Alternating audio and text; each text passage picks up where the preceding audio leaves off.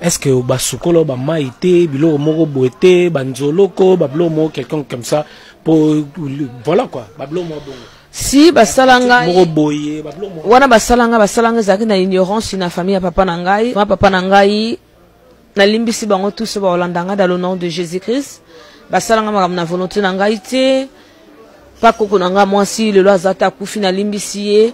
Soka kufa na Yesu, gloire à Dieu, soka kufa na Yesu te aozala juger parce que ngamu na simba clé ya lola te ni pe ma mutabo moi koko na ngai na lingaka ye mingi na zwaki ye koko ndenge bana bakola na mobulu koko na ngai na kanisa ki na ndenge na koli lelo ke na kanisa ka lingaki ngate koko na ngai na zalaki soki asumbi akobomba nie pendant 3 jours 4 jours après singa bon on somba li pana bwa kela kayenye bakatanga banjolo kuna makasi mona mukie bakotsanga blo na nzoto ba mesanga tala bouteille ya mai ya verre www.congotopnews.com.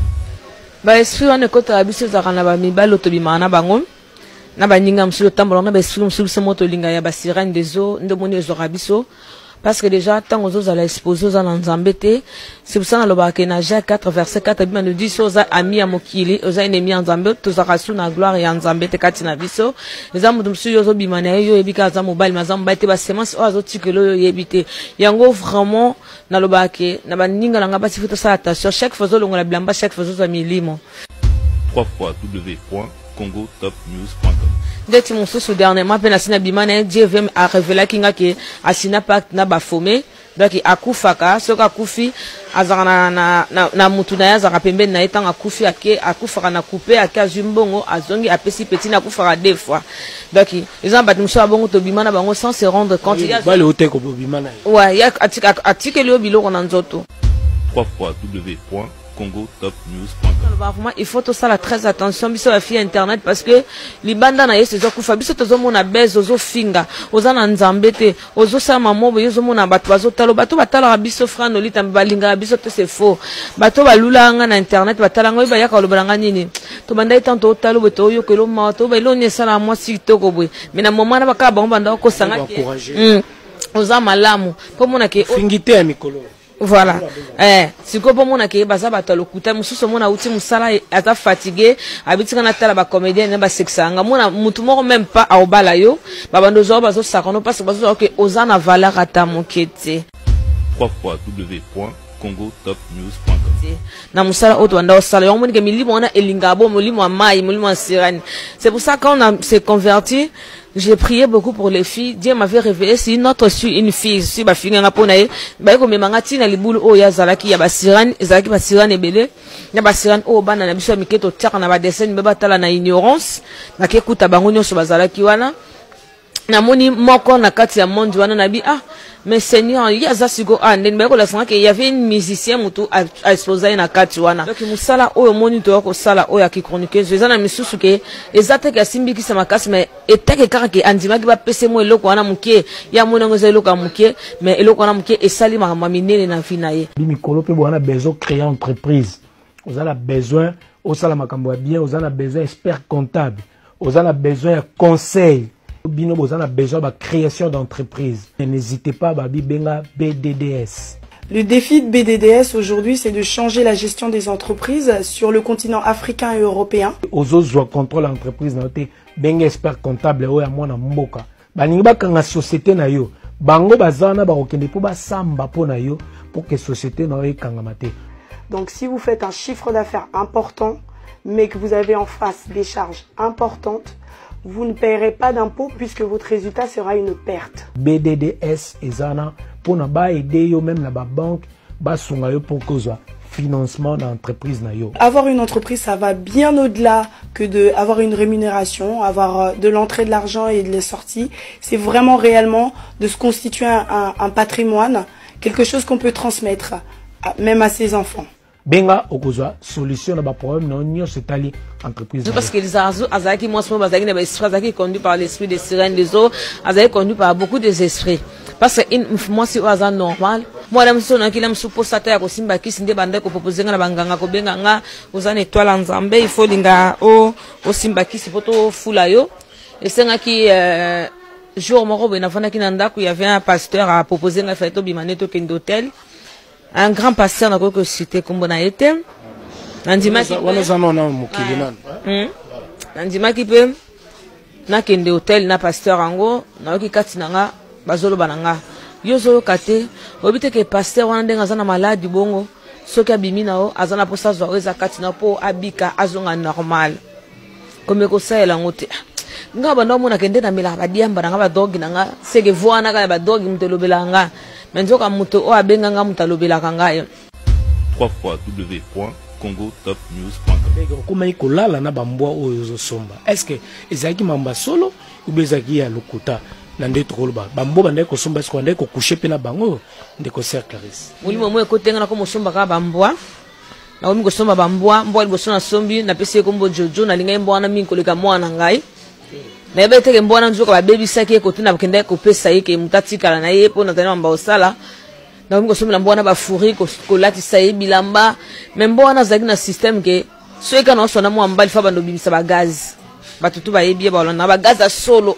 Ba mdeni mbwa misaka ba gaz we alinganga na zana mutu te apaka ngana mwana nga. Zuwa kwa. Zuwa makasi mbwa na jojo. Muna sona lali mbwa na osumba na sete fuka ka sikanga na olala na pongia oyande na mutu na ngamo na fa suma. Muna na kobeta mbwa na koma kifu mwa bien te koloto bando to mabe yake bele na kati na ngai. Tina espa mindele fo sombela mbwa mso yako sombela nga deuxième mbwa. Na zwa ke bebe na yako pese kombo Blacky. Na préfère moi na ngamela milk ya 4,50 Blacky amela milk ya 21 €. Donc na koma mama bambwa to liaka na bino to melaka na bino to sala ekoba ensemble to bima ensemble na ba ancien partenaire nanga mais yeso benganga ton ozomo na changement o yeso sali katinanga. Pourquoi tu poses pas des questions? C'est le prince d'Adj, grosse dédicace et grosse force à Noli Tambou le sage, journaliste numéro 1. On est ensemble comme jamais, les choses se passent. Oh.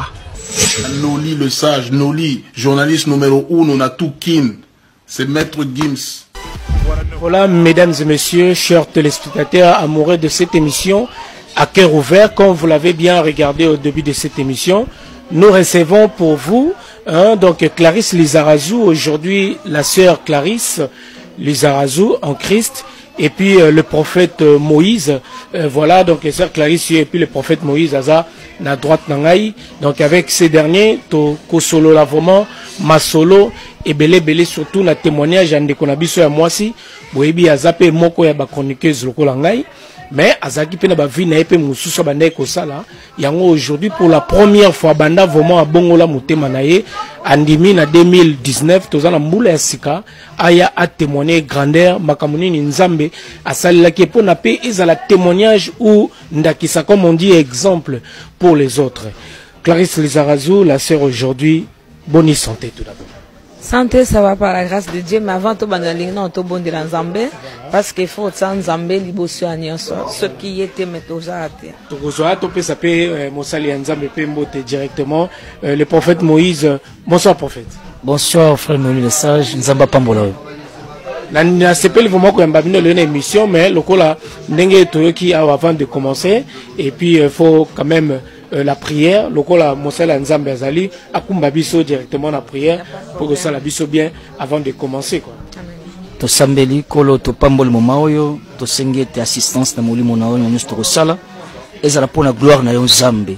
Saint-Esprit en action batunso ba koyoka ba émission et ba malobo nkolo eke ne ko toucher mitema na bango tikate moment ezala propice papa ko te pa na yo molimo santo reni na katne sikoyo au nom de Jésus motunyo sazo yo kapé zo na émission pambwama na kombo na esto bonde trobi boye amen. Amen. Merci beaucoup. Donc voilà, et ça ira bien avant de commencer une émission érotique à Nyoso, na maboko Yanzambe. Voilà, sœur Clarisse. Alors on a un banana, on va tout côté na sœur Clarisse. Tous on a nano, tous à moi rétrospectif. Clarisse Lizarazu, au batubayebia chroniqueuse. Lelo, batupe au musubaye barateke, au bon la mutema, au coma sœur en Christ. Alors parlez du son nous. Et ça la guindé ni lelo au long de Clarisse Lizarazu ba yebi ya chocho ya lwengi au komati lelo ba komo benga sœur Clarisse Lizarazu c'est-à-dire au komi sœur en Christ je suis en précisé. Les angati sont makasi nanga ngana kokate parce que je suis prédestiné. Les Nzambe muta sali grâce pour na koma londe na zabo c'est la kinga mona msanga na zonga mokili. Même ngamo na mi poser ba question ndeni na ko changer boye. ndeni na kotika makambo na bandai ko sala donc nazaka vraiment na place wana réponse à kopesa mingi mais je rends grâce à Dieu parce que je suis pas appelé, je suis élu de Dieu parce que il y a beaucoup d'appelés un peu de Dieu, c'est sûr élu de Dieu, c'est Dieu qui m'a appelé. C'est pour ça na comment sœur Marie-Clarisse. Comment sœur Marie-Clarisse, moi sœur Clarisse les Arazo. Oui, na comment sœur Marie-Clarisse, na préféré pas benga maman Clarisse. Alors bete la biso non avant d'otozwa mosala nzambe parce que ngaki ezala devant basali ya nzambe bazala roi juge ya biso parce que marami ezala monter ça témoignage aika yimoro mais il y a pas un serviteur de Dieu peut-être à koloba ba précaution ou ba prévention bien ba danger aussi kozala après muta bongo la mutema tozonga nano yebisa biso esalama kinenge nini obongo est-ce que ezaki na ndoto ou bien vendre kaka bonde komoka sunga kio ezaki nano ndenge ni bien ba difficulté mokutena ngo parlez-nous un peu ya conversion na ko bongo ya repentance na ona. C'est ezalaki ndeko na linga déjà na zonga mokili parce que la chair est faible. Ezalaki ndeko te ezalaki Yesu banda ko lobananga banda bo mwana isanda ko lobananga ngana zaki mwana o na botama na grâce déjà nzambe j'étais combattu depuis le ventre de ma maman.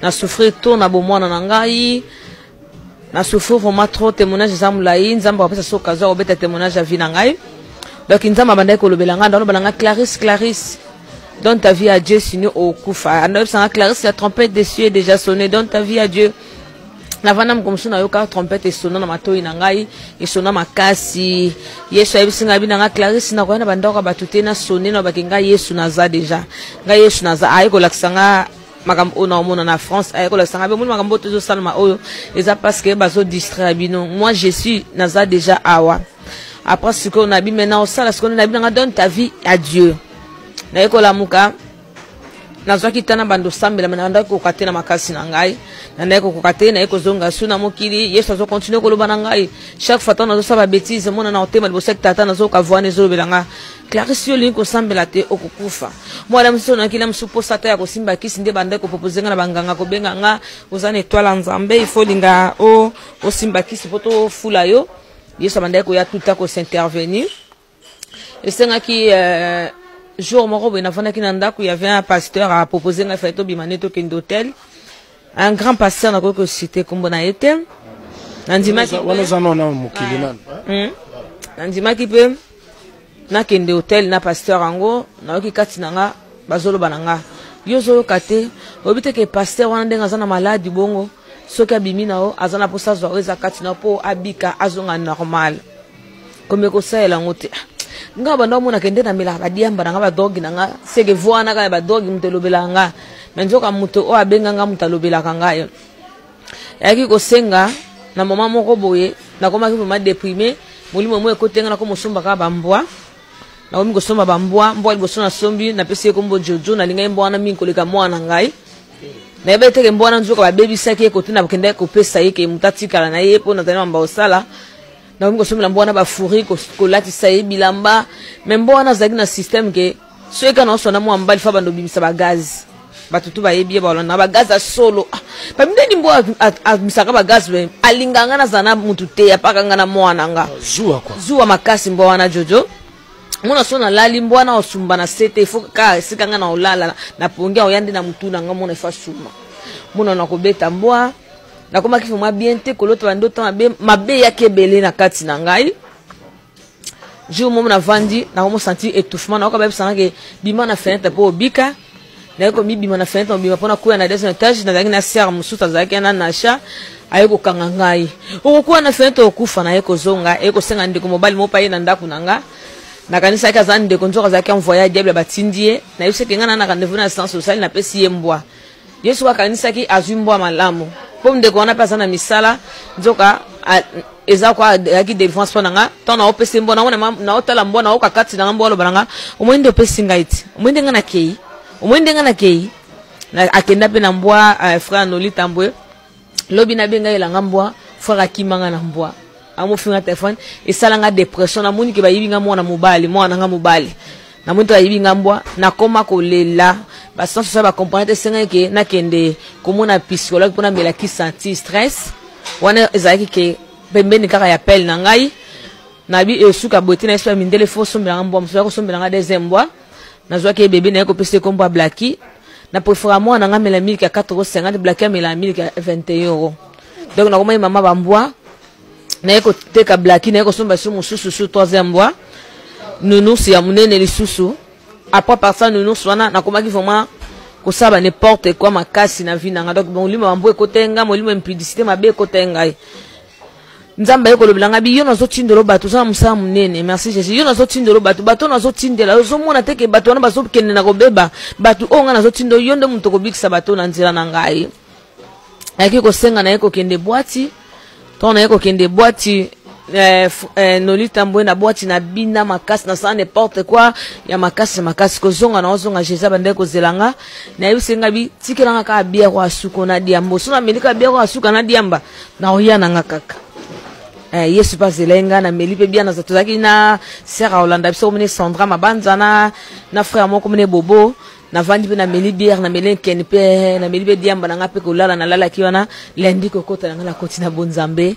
atiki singa diamba atiki singa masanga atiki singa sexe atiki singa imo je te délivré premièrement par Jésus-Christ. Voilà tozonga nanu wana avant tokota nanu na makambo tozonga no momuke na makambo toki to mekampe ko développer yango Sœur Clarisse Lizarazo bande ko balandi biso bazo ka bien ngolobi lobi un peu mbangu ke mbangu mais tozonga un peu pona to bato balanda biso pe ba essayer un peu ko comprendre un peu histoire oyo likambo oyo bato bayebi Clarisse Lizarazo azalaki chroniqueuse ba chroniqueuse o ba finga ka bato ba internet bato bayebi Sœur Clarisse Lizarazo komi lelo hier ozaki mutu oyo omelaka diamba omelaka ba masanga osalaka ba pagaille na ba internet ba problème ba buzz belé tout ça bato bayebi même Sœur Clarisse Lizarazo oyo bayebi un certain moment okomaki nde balobaka comme lokola mbwa bakati singa yo mobi na milimo mbwa ya kosomba mbwa mokomaki na molimo moko ya impudicité ya makasi ya koloba soko moni déjà moni kepena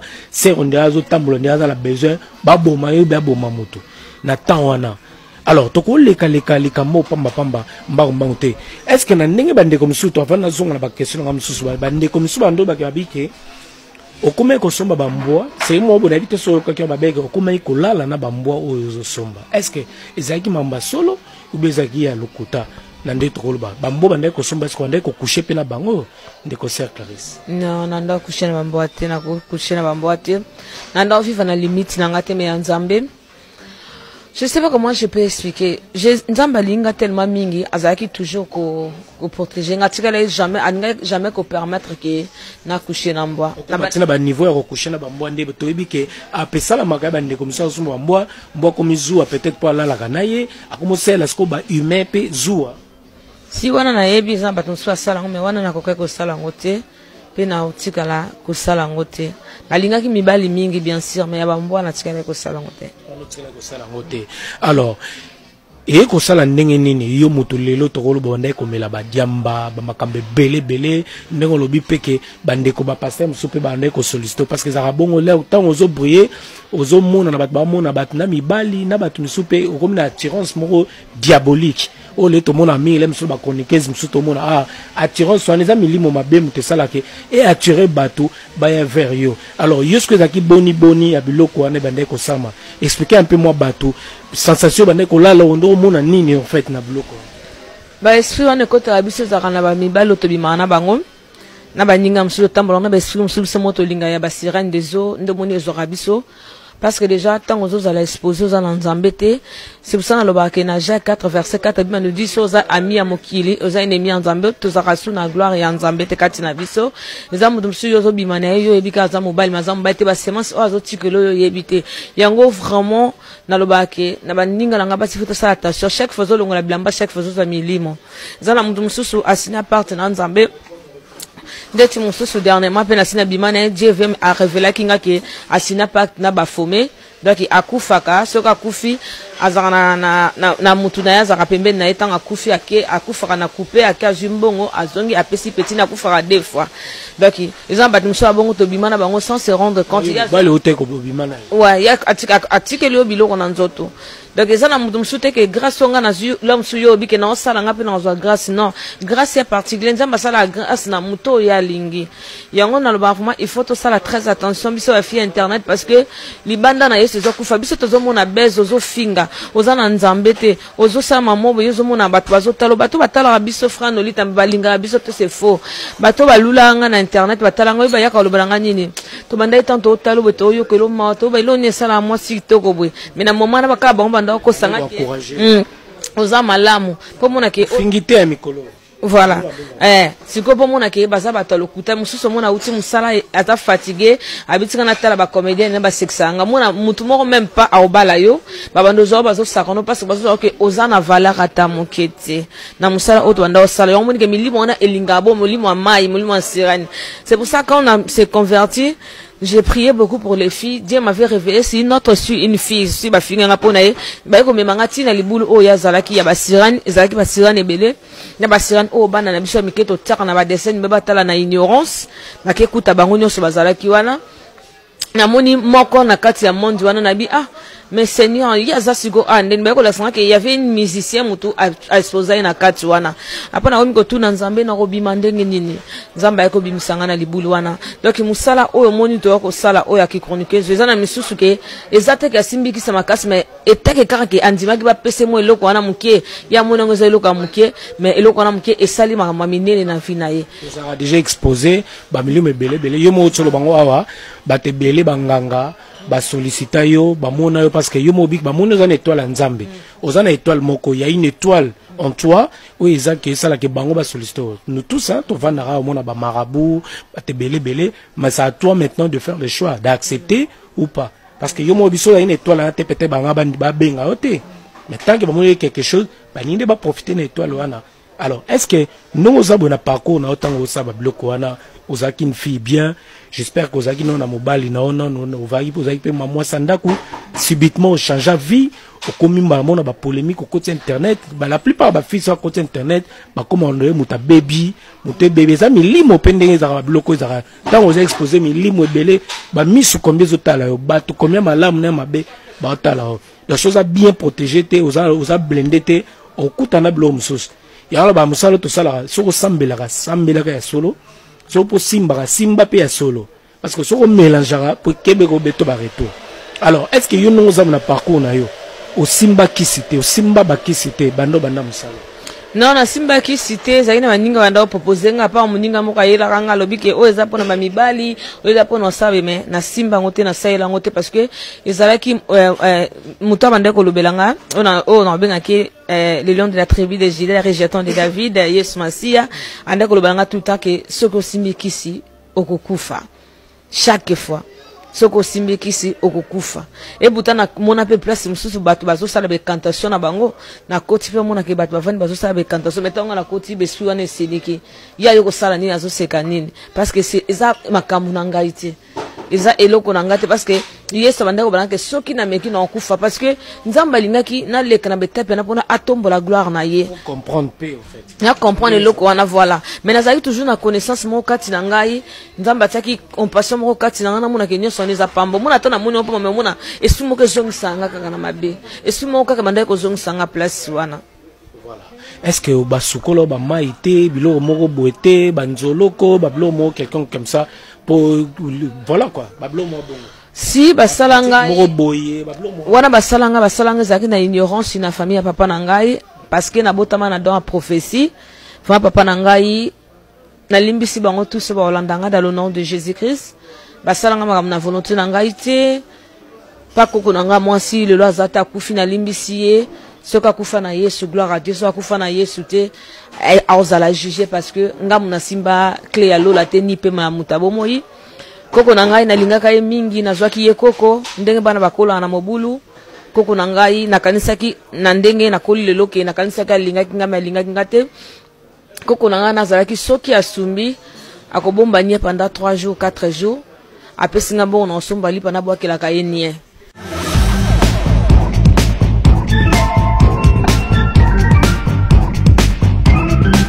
La société PVP Plomberie est la solution pour tous vos problèmes de plomberie chauffage. qualité à un petit prix avec PVP, cette grande société de chauffage, tuyauterie, débouchage. Bayeli biso makambo kitoko et balobi, plus question d'akweza na bosoto. PVP est la solution pour tous vos problèmes de WC, tuyauterie, débouchage, réparation des fuites et remplacement des ballons d'eau chaude, toilettes et tout type de robinet, réparation de charge d'eau, toilettes.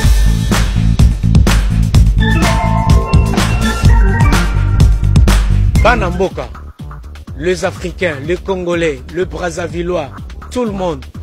PVP, la société PVP, mais biso solution pour nos travaux, nyonso ya biso ya ndako. Vous avez des problèmes de canalisation bouchée, douche, lavabo, évier, WC bouché, n'hésitez pas à me contacter. Une équipe de professionnels est là pour régler vos problèmes.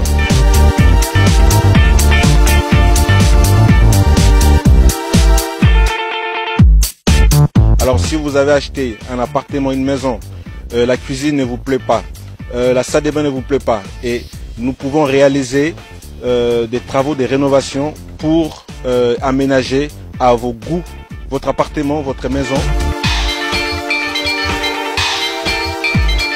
PVP, la qualité à un petit prix. On fonctionne, on nous appelle, on vient, on s'occupe de votre problème. PVP, c'est la solution. C'est meilleur.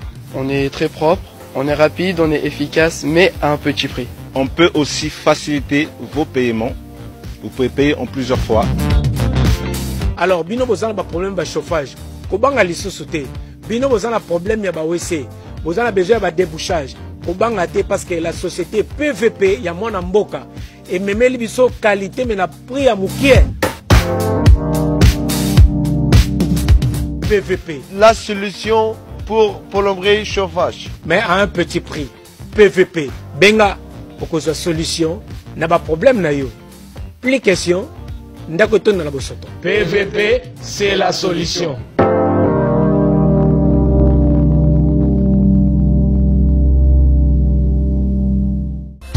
www.congotopnews.com.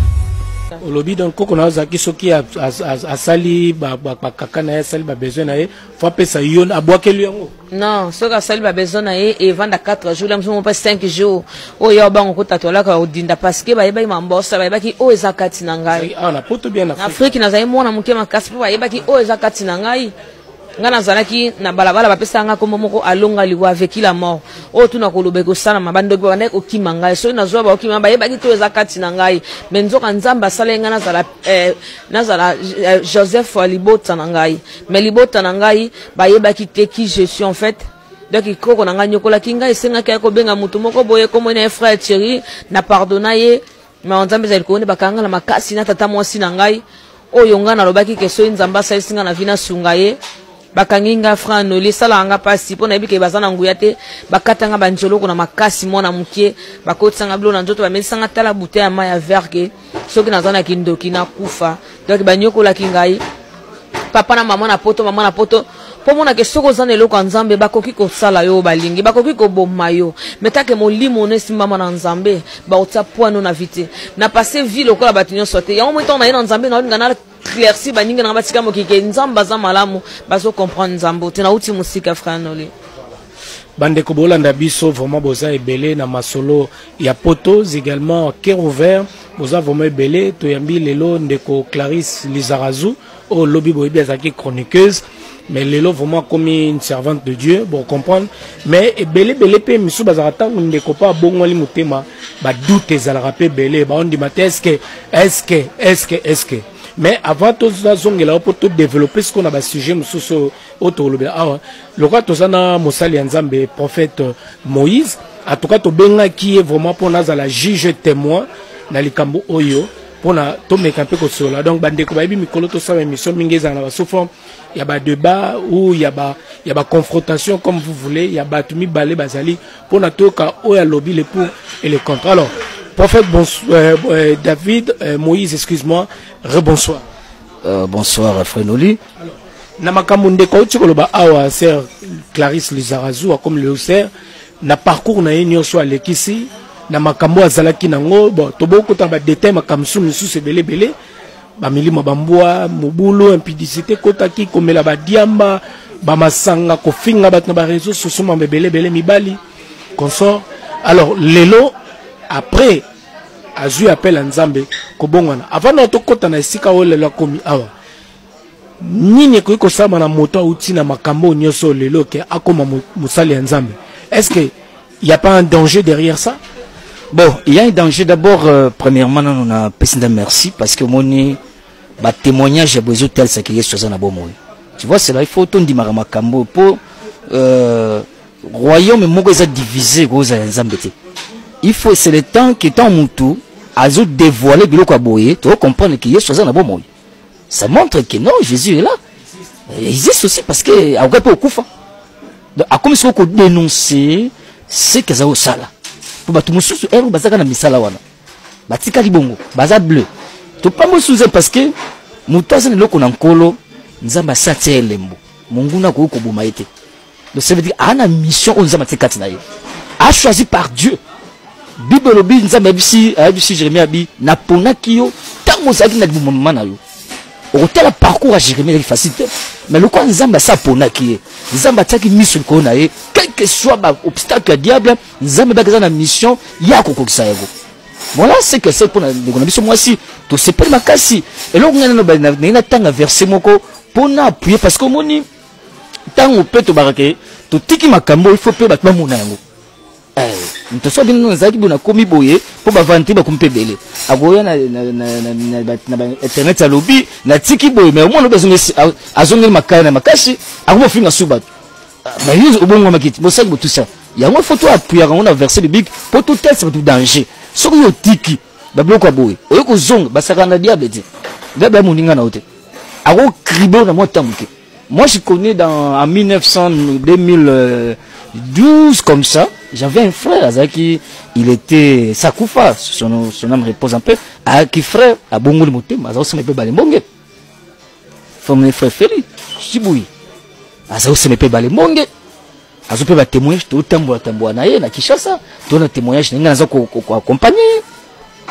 Frère, elle moko est preuve que ma kassi, Azao kassoute. Mais c'est d'Azongi. Azongi li makamona, na sala. Pour bon frère, tunaweza ngai pia kaboneza kukasute na zaki na ngabe na zaki na mondo wana na epa nkolo ba pia kaboye azuka kasute et frère asuka gini akie kozongela misana au mais des frères tout akufaki c'est un danger. Voilà pourquoi on attend un passage moko na parce que tout c'est dans la parole de Dieu. Donc nous sommes vraiment voir passer la temps d'heure tout le bapena que au lac sabato la prévention ce qui au lobby qui se convertir au bon mutema il faut vraiment otikala vraiment na Katia prière et nos ongles la pratique on a. Mais oui, il faut tika la carte na prière, au tika ba pratique on a di bella. Exactement que yo obisi bat bosima lobby ozongi. Wana yo moko ozoli au précédent li wana parce que diable mon diable bezani. Diable simba ki yo okimie. OK, siko zongeli. Bina osala. Au kribeo. Asarana au kribeo na mota muke asisio. Au bo mundo ko boma. Ah voilà, si faut bangalo quoi. Merci beaucoup Toyo Kasko, parole de Dieu et lobby nini sikawana. Voilà, na tangi Matthieu chapitre 12. Donc lobby na lobby boye tangu mutu aipa na Yesu atiki ba makambo na sotu wana nazo tel ça risque. Risque nini oya ko vivre soki ameki susu kozongela ba vie wana. Parce que ya danger ma molimo. Ba molimo basaka diable te. A moninga note. Voilà. Matthieu chapitre 12, verset 40. Nathalie verset 42. Bible dit, lorsque l'esprit impur est sorti d'un homme, il va par des lieux arides, cherchant du repos, et il en trouve point. Alors il dit, je retournerai dans ma maison d'où je suis sorti. Et quand il arrive, il la trouve une vide, balayé et orné. Il s'en va et il prend avec lui 7 autres esprits plus méchants que lui. Il entre dans la maison, ils établissent et la dernière condition de ces hommes est pure que la première. Il en sera de même pour cette génération méchante. Voilà. Dans 5 Bibles. Ça c'est Jésus qui a dit ça. C'est pas un homme. Alors clair. ba esprit so ba bimi na zoto ya mutu ba kei ba ke kopema ba ya otala soki mutu wana kaka Christ aza auta mono banga nzambe ba moni ya blende ba ya soute mais soki ba remarquer oyo na yo a opesi ba témoignage na yo ozongi ba vie na wana ba moni yango vide ba kosalina ake kozwa 7 11 ba leke sur makashi ba ye ba vandi et situation de comme sous pire collègue. Tu vois un danger? On est comme danger c'est quoi? Situation de comme pire et puis au komona benga na sala constant na vivre yango batuka ka soka zongi bongo ba o mela soute. Ba o mela soute. Là maintenant ça radio ya mutu parce qu'on a problème avec les démons. Yo mo fungu le porte. Voilà pourquoi notre sœur Ndengazo évolue boy a banga nzambe na jusque là Christ a okonza, Christ a dominé ba oya boté ba comprendre kaka que les lions de la tribu de Dieu a veillé na katimu ba zubaliste pour y attaquer ça batika muté. To comprendre que na mokilo tozali le diable a tenté jusqu'à la fin. To ko savoir qu'on a dit.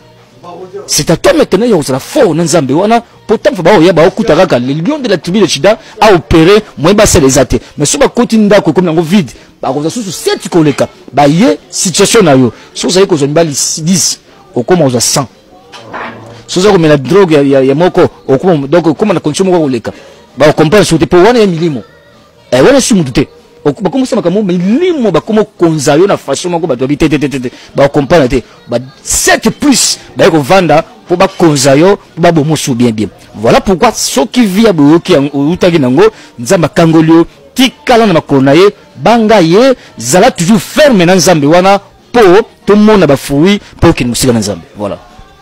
Merci beaucoup, chers téléspectateurs. Donc, Bolanda Bisso, vraiment, vous restez toujours branchés de suivre cette émission, cette belle émission. Donc, voilà, tu recevoir Ndeko Bisso, Clarisse Lizarazou. En même temps, tu as invité le prophète Moïse dans votre émission à cœur ouvert. Alors, Ndeko Clarisse, tu zongele de Soso, awa, na émission Oyo, obeti ba masolo na yo. Alors, tout comme asikoyo, na sika Oyo, ozwaki appel. Olobi na meli ba eneke na nga ya suka na meli ba whisky na nga ya suka na mkoti boîte na nga ya suka. Je me rappelle mais ba ta l'émission oyo ba oyeba muto tozaka ne jour mususu na kotaka boîte moko a sur place na roloba eza 93 bon ezanga kombo to kutanaka na yo. Je sais pas si on se rappelait soir wana ça faisait un bon bout temps tout le monde na le susu mais to kutana boîte na mais la façon dont na mona kio na reconnaître comme société. Je t'ai pas reconnu la sens ni. Olata jeep moko boye. Là oyi babora nolita oye. Otomboli jeep na yo.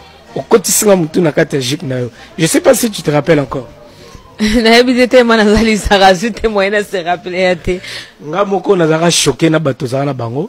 Le fait au mona ngo ozwingai na vanda ki na boîte na kit na vandi bona chaise ozwi jeep na yo. Au kotisinga mutu dans une jeep no tomboli au kotisinga mutu et j'étais choqué nazanga même maloba na reconnaître côté c'est-à-dire que au comment ko sala bloco Alexis donc na extrémité au comment qui débordé makamso ndo sala oui ba tozo bina ba danse moko olongola boy au latsate le côté tout ça. Alors tozo ngasuna wana TC za ba vie déjà passé mais tant on vende yo moko mona ngozo sa bloco bongo ozozonga na ndako tu te sentais comment on doit ça on a ba sous les effets tu étais dans un état d'ébriété ou bien zaleka limo monde bande ko tambusa yo sans pourtant oyeba oyo za kilisus.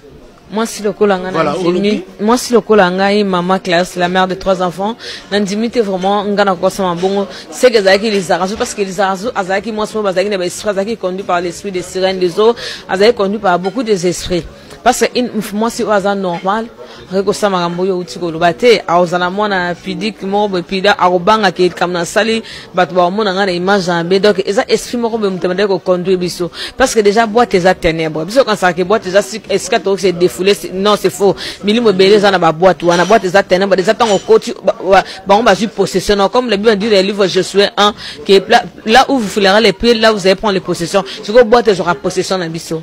Donc ne mama sanga msuto melaka bilo msuto sala ko mona ke osama la msuto osama be na vie o normal o nzamba de vanga makambo nga mona za sona tali même aux na YouTube na bino ngala ko osama mbana ti.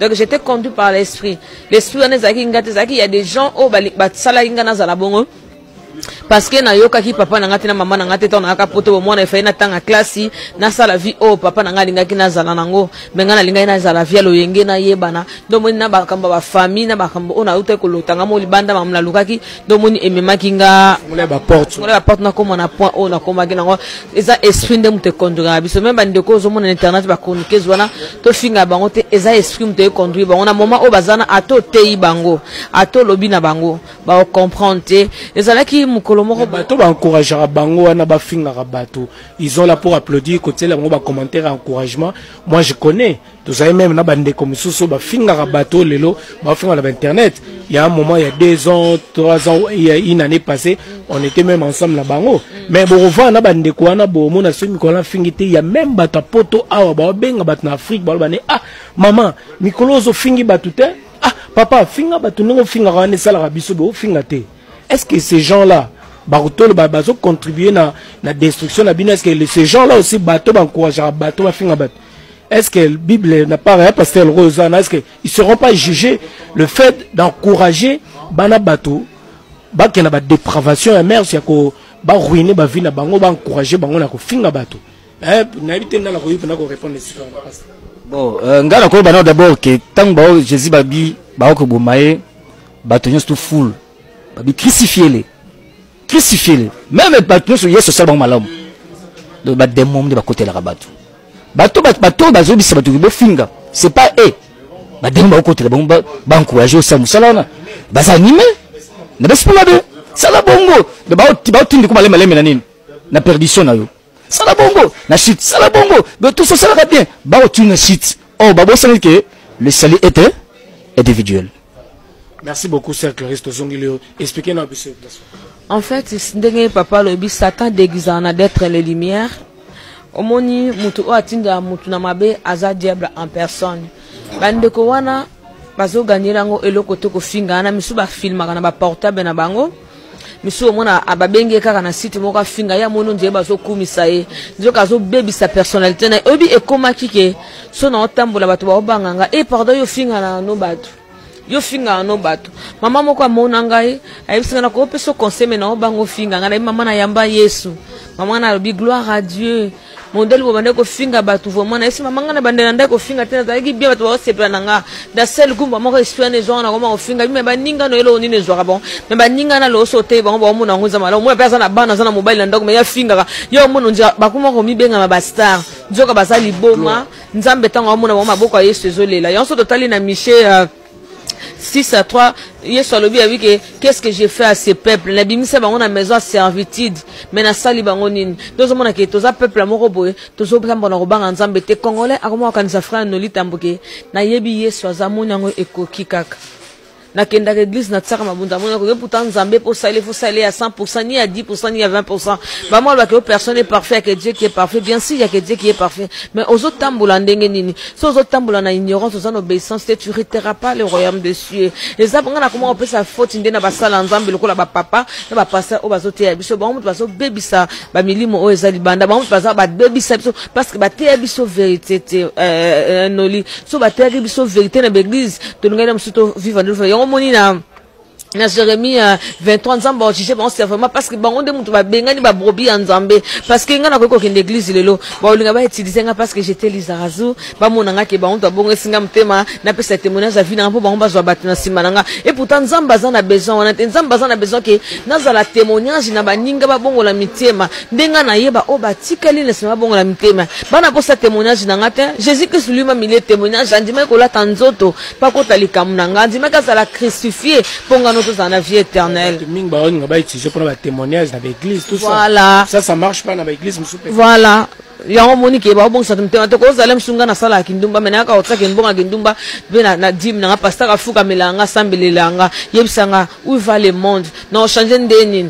Na yiba ko mwana kebe l'église na tembo ngabonta pasteur baté avec le temps kotika na yo. Ma ozo attend côté ya yo te répondance papa na yo te so ko tanga Bible na Matthieu 28 à 19. 28, Matthieu 28 à 19. Et l'obinine. Je lis au nom de Jésus. La Bible dit, allez, faites de toutes les nations les disciples, le baptisant au nom du Père, du Fils et du Saint-Esprit. Et enseignez-leur à observer tout ce que je vous ai prescrit. Et voici, je suis avec vous tous les jours jusqu'à la fin du monde. Amen. Est-ce que Bible est ce que aller prêcher, ko yiba, ko finga, kindumba, ko boma. Bible est ce bongote, et bi aller faire de toutes les nations mes disciples. Mais bas pasteur oyo biso to tel bosna biso, bas sali biso a disciple ate, bas détruire biso, bas bébi si biso. Babi qu'il y a faux dollars, il y a vrai dollars, il y a des vrais hommes de Dieu bazali. Mais ba pasteur oyo bazana posa ke l'église na bango tondaka, ba yebana, ba chanjaka ba veste, ba bamba ba veste ba kuyaka, bazo détruire biso. Les gens bande ko belo mona ba finga wana, mais bazana ba pasteur. Les gens bande ko belo ba finga mona pe après publicité pasteur na ye. Mais ce que pasteur pourquoi aux gens encadrer moi na l'église boy. Voilà. Aux mona ndeko zo finga na ba Facebook na ba nini. Ti ba lobi ke bana ba star na église, ba lingwa ba star. Moni ngai to na zaki na libanda papa ko limbisa ngai. Même si na zaine loko nzambe na kanisa ki tango zo samba na église, oza lokola Yesu, oza bien franolier. Papa ta on a qu'une église, magam na moni na église limbisa ki nga soki na za na nzambe te na ngana zonga na mokili. Na soufa ki. Moi je ngana za na église te.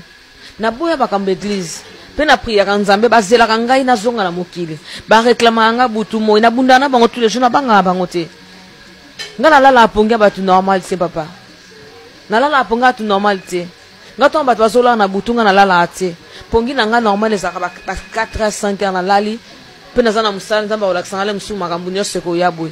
Mais à cause ba pasteur, les pasteurs parce que nazana mission ko mona les pasteurs ba combattre ba bundisi ngai parce que na koti na église makambu oyo ngana yeba kite tongo ya mbinzambe sika il faut que tu sois encadré ngana zo mona misana bino mabenga na yeba kite nazo ya na yebisi yo papa mais yom de fait sanga ba lobaka boté faut saboni les gens là ba komi ko combattre ngana ke église na gebuta batu bazo yemba bazana misala mabe batu bazana église mbabando ki batana lamba ko zakala msu 30 nabi mais église ni nazana tawe pasteur abomba makibe pasteur yemoko mutamisana mabe basi to église basi ni na butu basi ni na moyi nabi mais seigneur ngana yeba kite église zabwe ba komi ko combattre nga okende sou koto boye ba yebi ke zo passer be preuve tu as pas 1 euro mais ba zo son église ke bon zo la ta propre bondeni yo linga batu suba futela ko sala nabi menzambe na osala msala na ndengeni papa nga moko na ndaku na koma fana kende église fona luka muta pesa nga 10 euros 10 euros wana papa il faut na 5 euros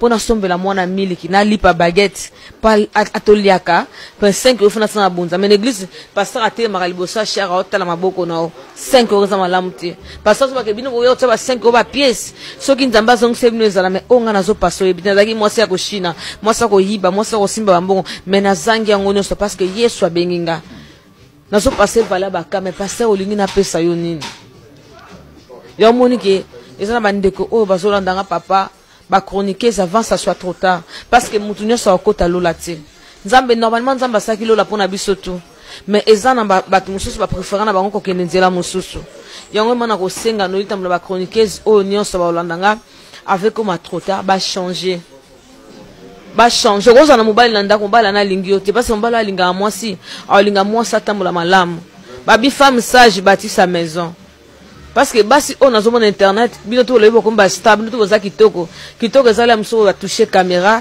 kitoko ezala mso ya ko toucher ba appareil à photo ba snap mais na normal moi la msunde ba to lula ko ba mono bonte parce que papa ba somba kwanga jamais échantillon mutaro mono bongo olinga kaka sangano nzoto olinga abala yote yango mana ye vraiment na sema que baya na nzambe eloko leki nzambe zate bazo finga na makambo ba futilité internet koma ilengi kaka ya kofinga na base site ya kofinga ba mama bana ya kofinga makambo bele ya mabe même na basala nzambe même na ba chantre na ko mona ndeko oyo soki immortel kanika zaka ko yemba papa Marie Musamo asaleli papa Kizami na émission et ça n'ga pas parce que natala kango lelo j'étais tellement choqué na mona ke yo musala nzambe zo kizie pasteur Kizami na yo moko zo lo makasi oza brisete ozo ba ke Kizami na musala nzambe ko lo ba bongote mais est-ce que toi tu es aussi musala nzambe est-ce que yo posa ma frère serviteur de Dieu pour o kizie moto ce qui papa Kizami na sala ki mabe luka e solo la na ye yo lo bike nzamba lo bike konge bongi na ndenge nini na nzamba la giso ke konge bongi parce que quoi parce que ba tie président qui se que je les respecte parce que la Bible dit qu'il faut respecter l'autorité na biso mais yo ozo kize traumatiser bat. Bango bazo tambola malamu te. Bango bazo bebisa ba âmes qui sont sensibles. Il y a des gens qui sont à la maison ce côté on banza ba ke bisa ko to ke église te pasteur ba miyibi. Et peut-être il y a des vrais pasteurs aussi. Ba bebisa ba image ba pasteur. Ba pasteur pour ma ba bebisa image ba vrai pasteur parce que bango ba ko talo la te lokola ba scribe na ba pharisien ba lingi pe ba na nzambe ba kota na même libulu na bango. Na tikeli papa parole soki papa akokoloba.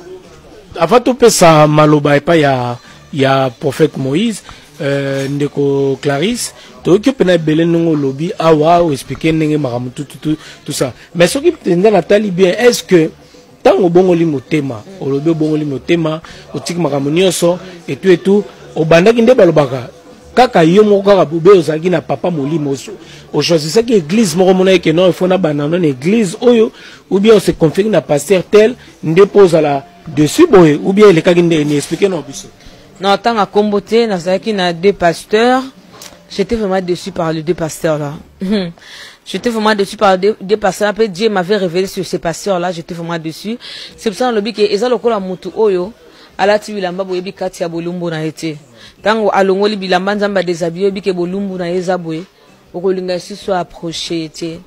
Eza na église musu souffra anoli, soki okoti bango baji possession na yo ba peso na bandoto na bango soko zana loko nzambe to tikala ko mona bango to moni ba te bele bazana ba église bazaba aveugle ba côté la ba homme de pas na benga ba homme de Dieu te ba côté la ba homme de se ya mokili oyo passer na biso za solo alingi passer ko le ka mobali na ye alingi passer ko le ka papa na ye yango mona ke bana nzambe bele ba ozika na moto bana nzambe bele ba kota li fait la cause à des pasteurs ba pasteur ba komi que so ba moni obongoli mutemo za na grâce nzambe ba lingi ke o ba détruire moi il me réclame tous les jours ba pasteur comment tu ba bima na ngeta ke femme de homme de nuit la nuit mon pasteur a bimé là je sais que ba misu ba ko kende me yote me teke na zaki tout na makola nzambe na bandai ko banga te liboso bando ilanga na butu funa bangaka même pendant ça l'émission oh j'étais combattu la nuit hein ba bundisi nga mingi na butu lelo pour na émission na kolobate. Ça fait déjà 2 fois que ça la émission le reste. Mais na banga bangote parce que mutasimba vina ngai ezana mutu mota ko boto lango ni papa na ngani mama na nga même si balo bozanganga o balusaka mabele komi mungwa akoko boto lango te doki. Voilà. Mais to kata pena muke donc tango zui appel wana obongoli motemo se confie na pasteur. Alors ndo le bozaki dossier comment nini parce que toyebi mingi basal pe nzambe mingi le ngomeli lobi na ngaki mosali ya nzamba zala prophète zala poke ezala te ke to sai loko moko non pour ezala ke ya lobi apesa biso pe ba makamsu ba prévention et pourquoi ba omisu basala ba pratique wana lelo bazape bongo ezo décourager batu misu sata bongo le mutema azonga sona mukili donc ça veut dire que tangu yo ozui obongoli mutema on se confie na ba pasteur o tangi awa et comme a dit que na batango moko le comme na makambuka ba théo repentance ou bien ba encourager ndeni ko banda vie chrétienne la vie nouvelle oponaki mais comme il aime soit remis ko lokaba bimana yo ba kushana échanger ba makamsusu et comme na makamdo ba comme su ba femme de nuit makambe belé tout ça c'était ça en fait un homme to et carta qui on a pasteur voilà monde la vie chrétienne ezandenge noli parce que cause la chrétienne moi je suis disciple de Jésus. Je suis pas chrétienne, je suis disciple. Quand on dit chrétien, c'est-à-dire tu suis la vie de Christ, la vie qu'avec Christ. On va souvent avec Christ, c'est parce que ben si tu s'ouvre Christ, il faut porter sa croix. Moi même ma croix Yesu, moi même ma croix ya mabonza, croix ya mtoza na bongo parce que ngato na mbi Yesu betape na passer ba ko za na ngate parce que nazana le côté nazarien na sila. L'évangile est que ba obenga ote oye pona ko décourager sous subana nzambe. L'évangile me mis lelo parce que ming ba ebilem sobalanda ba bi que peut-être c'est au diable a utilisé encore une fois pas décourager bana nzambe yango te to boye comme message wana oh muto azana nzamba wa ba kina zana Saint-Esprit na zana grâce nzambe makasi kati na ngefo zaka lokola nga prédestiné c'est pour ça que je suis disciple je suis pas appelé parce que tout le monde mot chrétien bazana obéissance te les chrétiens ils sont hypocrites. Chrétien lingi muninga na ye chrétien te ndeti ngato semna mabe na linga yo ato sali o ko blesser na lingo parce que bien dit aimez-vous les uns les autres chrétien lingi nde ona été chrétien yeb sa muninga na yeke yo na olobiso te tina okota na sama bele o mona chrétien za pasteur malobisa pasteur ote o mona muto ayemba kamena groupe na banga chantre alobisa chante te parce que bazo wele la pasteur ngana mona ona ki église batu tout baza mourir za pasteur pour pasteur abalate www congotopnews.com. Alors, Ndeko Clarisse Luzarazo lobi que yoza chrétienté, mais osa appelé, c'est ça non? Disciple, disciple. Osa disciple, voilà, osa disciple. Donc voilà, on y a expliqué biso sikanina non, ba okuta na ba problème non lobi awa, parce qu'il y a non a l'église, osa qui la bienvenue, si on a bien compris. Na bande comme ça, ba sœur en Christ, na ba place au côté na l'église au côté qui. Na ba reste le rôle monsieur au bout ba pasteur, au bout le ba mbel na bango. Pour le bande comme ça, ba ça awa, aza yemoko, aye sœur azme, il donne le roi pasteur aza célibataire, aye pour peut-être pasteur à mon pour pasteur à balaye. Merci que frère Noli. Bien sûr, nous avons commencé, mais ce que ça passé sur Azaï moi Azaï célibataire, bino Azaï plus de 500 bassin l'église Orba la bino nous sommes bénis. C'est ça que mon que bazo va passer bazo à la célibataire jusqu'à maintenant à cause de ba chrétien. Yo yako luka yesu parce que mutu tunzamba sala na mbali na yavi. Ce que bino tout besoin la pasteur moko bango bala parce que omona que ce que bali moko na bino boki l'église. Ba chante besoin la pasteur mutema. Ba protocole besoin la ba texte 16 besoin la mutema bandi besoin de sens pasteur zo bango bala cause na bino. Bokomi ko zwasko bato bazo yako kolukelo nganzambe l'église na bino besoin tia bango mal à l'aise. Bazo ko kofana l'église to mona que mutaye na église na bino besoin lo balo. Ce que na avanisi nzambete osani na osimandira arokima. Il y a un monde qui est vraiment chrétien, bah ça quoi bah disciple. Qui combattu na ba sœur en crise, pendant au côté bah ça na ba groupe, bah ça là ba groupe, on a combattre bah ndeko bah zoya. Voilà, ngab mala bima l'église musupo na ba sœur en crise, moi ba sœur anda yebri, ayela ane pe passer, so pe ba za makambwana ba nzela na bango, mona pe ayela pe passer, yo komi mama la laisse ko za bo vandi boye, apesi yo za awa, apesi ombota sauter, apesi papa mboto yo piote boye ma visa. Moi be komi tina butu pe ba zo ilo pe tina butu, il faut quitter l'église. Sœur en Christ. Mais pasteur ayebi que cette sœur elle a la sorcellerie ayemba kazana misala mais pasteur ayebi que azaya bango ata oyebi si pasteur akokipete parce que eza misala na bango yo yena lumière tu peux pas rester là donc yango mona ke batu to bazana lumière to baka nesika mabe ba bimisaka bango parce que eza place nanga ezaki place nanga to ezaki que vie chrétienne o choisir o poni eza vie moko ya biya combat vie ya bitumbo eba kiango na yeba kité na vivre vie chrétienne pas si tant ce qu'on a comme go souffrir na mo ba ina koli de valo ndeko le na sanzambi nzambi na olinga ngate na tiki nanga nzoka nzamba ali ondako ko tsanga école céleste pona comme makasi na bimsa suma misute frère no lina leli mingi na bimsa suma misute na mo na tout normal na zala ta ba ko bunisanga na butu o mo na sambe na ozela bango na banga musupo mo na yeba koti ba mo na zane pal bomona lati bilamba lati roba lati bokangi fula menzo ande eloko nzambe pe na 4 meza tezate lokuta mususu kutu po mo na tanga kombo zata yemba kape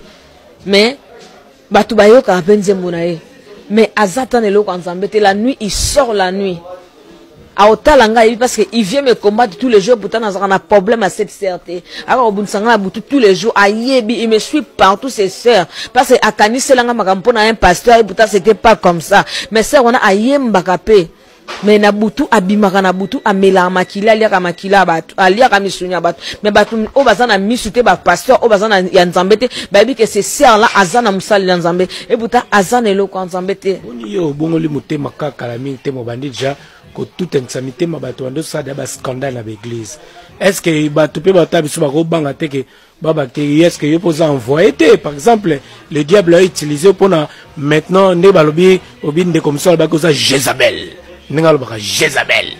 Est-ce que Bakolo va te ça Jézabel aujourd'hui pour nos bébés évangile en Zambie, il y a au bébé sa église à Batou, il y a un moment où mususu baza déjà peu doué, bana molimo mo centre bana intercession makat baza na révélation, barom dia ko combattre pour na au bébé sa pasteur te ndeko Clarisse. Apôtre Paul sengaki ale kandila à Damas tanzaki Saul pour ayamba Yesu. Même apôtre lokola ngai bakimaraye bayebaka te ki azana eloko nzambe babi ke yaka ndeko bo mabatu da sel kubo e ndenini Jésus asali grâce à kombi nzambe eza pareil na ngai babi ke ezaka na biloko mususu nzambe zaka kati batu tango ebimaka eseklataka il faut zalaka les mêmes pères kenga omona o eza kati nanga ba o bakolanda ngai esika baza o baza kati nanga ba ozala touché par la Saint-Esprit dans le nom de Jésus ba mona ke ezanga mona lo bate eza Saint-Esprit o ezolo bakati nanga parce que nazana eloko nzambe donc soki yevo benga alléluia parce que que nazan eloko nzambe ya omona ke soko zan eloko nzambe ezalo ya nzambe dejo quand il y a des choses de Dieu et manifestaka emoni saka gloire ne emoni saka n'attend de la fin nzambe atomboli biso n'attend de la fin nzambe atomboli ba vrai adorateur o bazon adorer na esprit pe en vérité alléluia parce que ba o ba adorer nzambe na lokuta nzambe azwa carte ba on a 2019 oh alléluia nzambe merci Jésus nzambe azolongola bango alléluia ya omoni nzambe atomboli biso ya omoni nzambe atelemisi biso ya omoni nzambe apesi biso miso ya komona alléluia matoi ya koyoka motema ya kobomba pe na motema ya konzima ya omoni ke toza kombati me bazolonga biso te bazobenga biso bandoki bazobenga so banzenzabe alléluia parce que bazoyeba esika oyo tosimbami te mais tika na yebiso franoli esika nga na simbami yo poko yiko simbama papa ba ko simba parce que tosito simbama eze esika mo besenga sacrifice te esenga opesa mama te opesa papa te ici fi ondima. Ici Fiondima que Jésus-Christ est Seigneur, il est mort pour toi et moi. Ici Fiondima. La voile était ôtée. Tant que soit côté qui écoute, tout est accompli d'accord, la voile était ôtée, la voile est katanaki. Donc biso tout au lekaki. Ba o bazana nous voiler parce que ba lingi yesu te. Bazo ba ke yesu existe pas. Ba o sambela nzamba bokoko. Ba kati Bible, ba meli Bible, ba luke Bible mindele mutu ba komi. Mundela ko ma Bible. Mais l'inspiration eza na kati tika na yesu za yesu. Yo kapondi masiko yesu ana, il faut za la ka né de nouveau.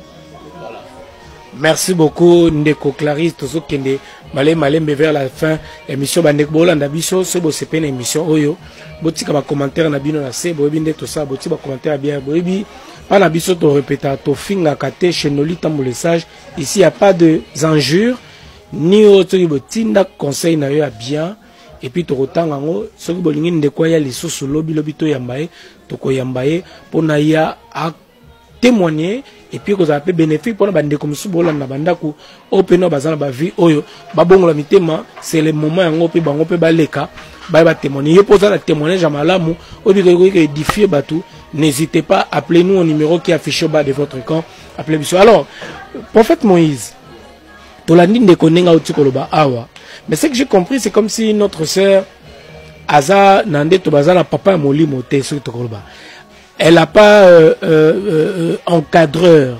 Azana église mon côté de place parce que n'engaza botoro bake azal roi nzete we boti likolo ya mir abotami na terre te à cause un peu fragile à tout moment elle peut céder na ba combat déjà so kutanango alors nini akoyi ko sala ou bien par rapport à dire na tu ah nini akoyi ko sala azal déjà dessus d'une déjà na ba pasteur na ba église.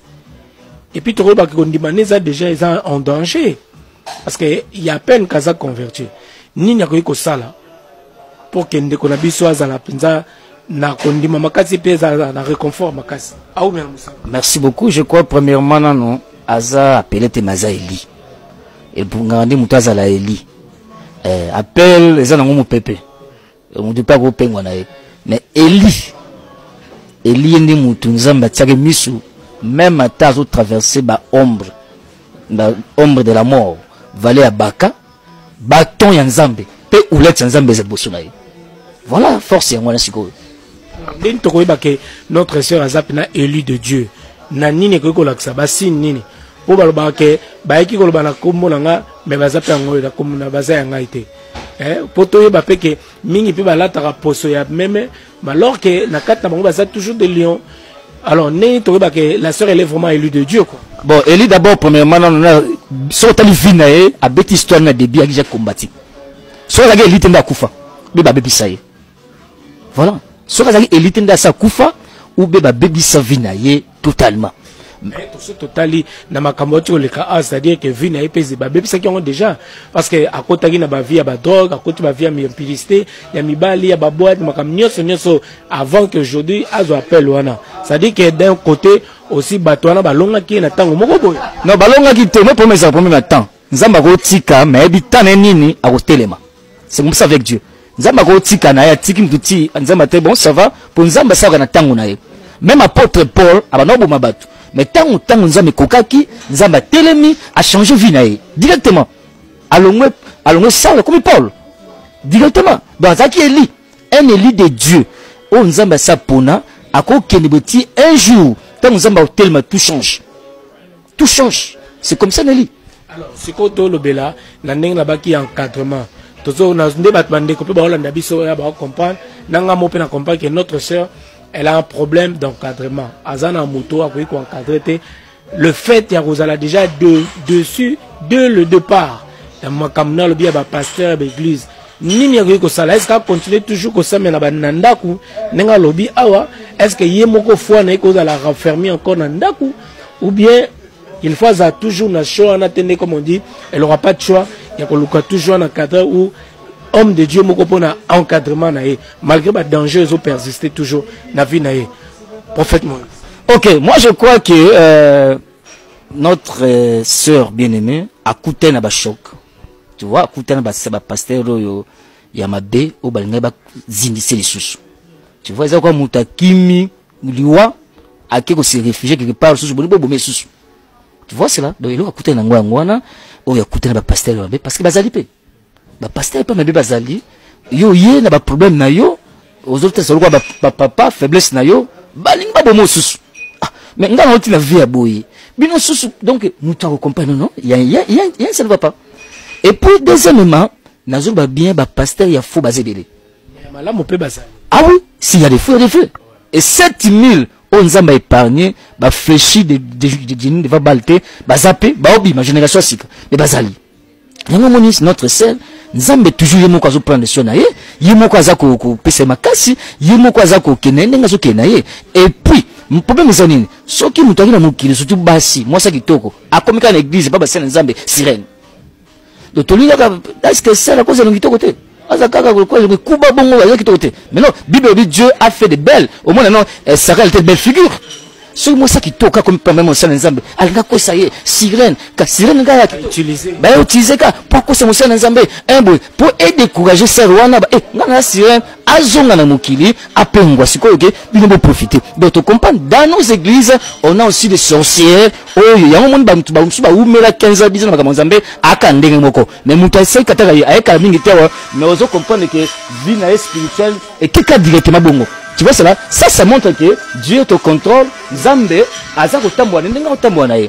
Tu vois cela? Donc c'est important qu'on comprenne que eza divin de contacté, eza nzambe kat na yo, mbumanaye et monisama. Na yo songa mukeninga lobi, alo ba kola ke frère moko azako fin évangéliste kibila, so frère imonté kanika aussi. Les frères il faut bongo moyebi muto no zolo banaete parce que ça c'est un leader, hein muto nzamba tambwisa. D'ailleurs, répands-toi parce que nengo lobi ka bongo au kumbi de ma malédiction, muto ba saganate parce que c'est un homme de l'onction, c'est l'homme que Dieu a utilisé. Soko sa frère bongwama. Biso tozate pona ba makama batu, mais tozaba pona ba vérité, pona évangile et que ne diboso. D'ailleurs mission c'est ouvert. Be ba ko mission ba ko vraiment ba ko tellement mission. Donc notre sœur azaki bienvenue a coûté ba choc mais ko nzamba sa pona ye, nzamba otie ba guide yemo ko yebi. Azawana asambelaka mulimo na nzambe siko encadrement toloba parce que toyebi ke ndeko na biso lelo aotambola kaka boye moko ndeko na biso za ye moko sans encadrement azana église te azana pasteur te nini akoyi kosala. Excusez-moi papa na pesa nini on peut pasteur roto na parce yeso lobi na mena ba nini oyo mwes ke ezape na un chrétien ko kosala ye moko sans église sans fondement, sans nini boyna ba. Non, le problème c'est simplement tant apôtre Paul a bongo maki, nzamba biseke na kotinda. Serviteur Ananias, yeni mutoseni a ofungulo miso, a koso baikai. Aza musala nzamba sana usambe nzambe, nzambe la muso okante mutu boye, yemi mutosala muso ko zapengai. Tu vois ça?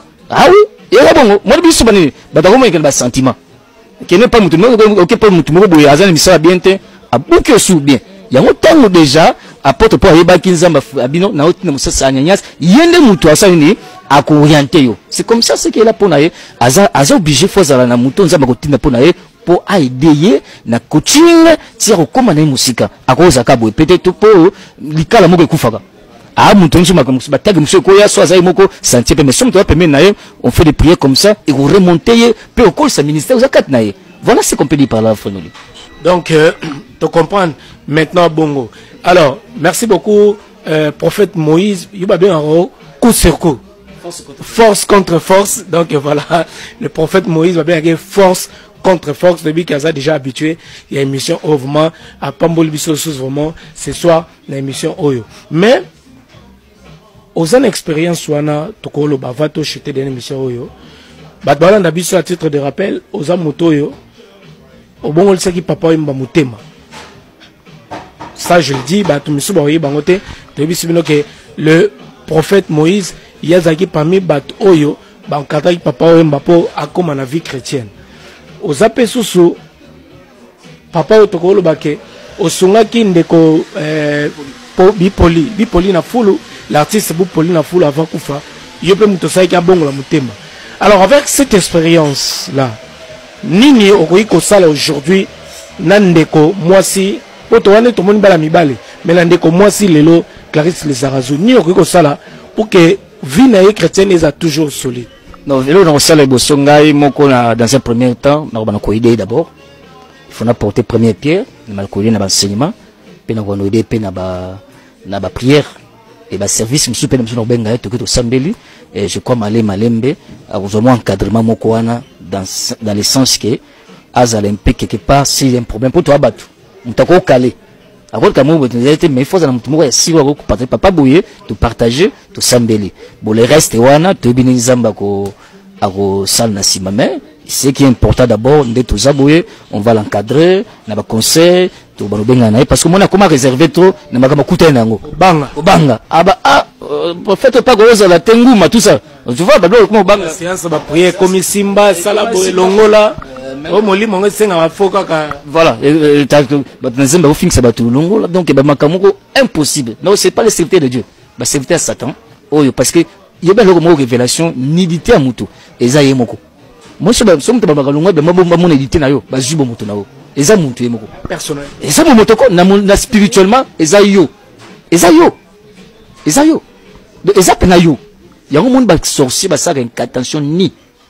Aptika bulumbu azu esprit na yo muta mystique aipa na opozo ba chance na yo alali na munité na nidité c'est sacré wa pe bible binza ba bénéfique pour mona bulumbu ya mutote po ya sacré ya mystère c'est ça parce que somme comme déjà tout monde nidité na yo ba salo déjà a ozo donc azawana tokozanaye par la grâce de Dieu on va essayer de porter encore un plus pour azape ndenga ba disciple azape fille Abraham à peine besoin de la canne en colo et que ça n'a pas pourquoi pas lui payer nous avons déclenché ministère 4 naïpe à comme référence parce que tout bien mis un jour il y a quoi annoncer la bonne nouvelle pour le royaume des cieux pour nous dépeupler monde des ténèbres qu'au peuple royaume des cieux voilà la mission. Mais c'est quoi avant tout qu'on a ça les locaux à l'article la plein micro et ça n'est quoi l'oba penzana devant bateau mais pourquoi ça a toujours mon tout ça se convertir soit avec musicien avec moi moyelo comme robot journaliste qui ce soit mais il faut comme toujours prêcher à comme